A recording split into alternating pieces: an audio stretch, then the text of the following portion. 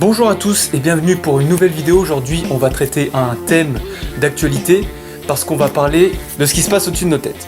Les étoiles filantes que vous pouvez voir en ce moment dans le ciel, ce sont des météores que l'on nomme Perséides. Les météores Perséides sont causés par des débris d'une comète appelée la comète Swift-Tuttle et ils ont commencé à traverser le ciel fin juillet.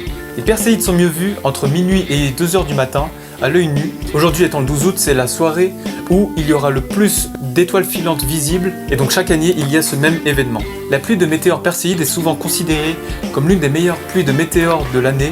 Dans cette image, vous pouvez voir un météore traversant le ciel lors de la pluie annuelle de météores Perséides le 12 août 2012 en Virginie occidentale.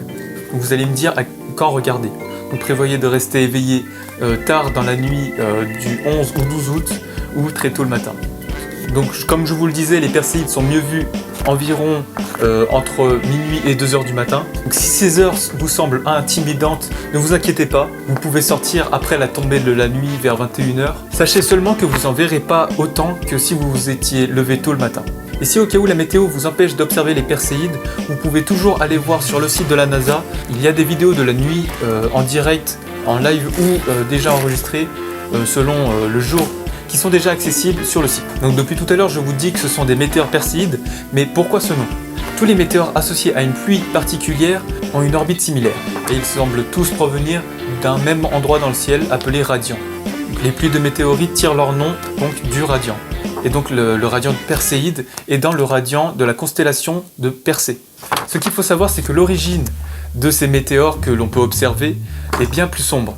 En effet, la comète dont je vous ai parlé tout à l'heure nous permet d'observer ces météores car elle orbite autour du Soleil en laissant des poussières de glace et de roche. Donc ces poussières rentrent donc dans l'atmosphère et brûlent et n'atteignent donc jamais le sol. Le spectacle est superbe, mais la comète est quand même un danger pour toute l'humanité. Tous les 133 ans, la comète frôle l'orbite terrestre de quelques millions de kilomètres. Ce qu'il faut savoir, c'est que la comète fait 26 km de diamètre, ce qui est vraiment plus gros que la comète qui a mis fin à l'existence des dinosaures. Mais ne paniquez pas, la prochaine rencontre avec la comète se déroulera en l'an 2126 et passera à 24 millions de kilomètres de la Terre. En revanche, en l'an 3044, la comète passera à moins d'1,6 million de kilomètres de la Terre, ce qui en astronomie est très peu. Pour ma part, cette nuit du 11 août, j'ai observé pendant 1 heure ou 2 le ciel et j'ai pu en apercevoir 13. C'était une expérience vraiment fascinante parce que j'ai pas l'habitude d'observer le ciel la nuit comme cela, mais je le referai sans doute assez souvent et chaque année. En tout cas, ça m'a fait plaisir de vous partager ces connaissances et donc je vous souhaite une bonne journée ou une bonne soirée selon l'heure à laquelle vous regardez cette vidéo et bonne observation à tous. À la prochaine.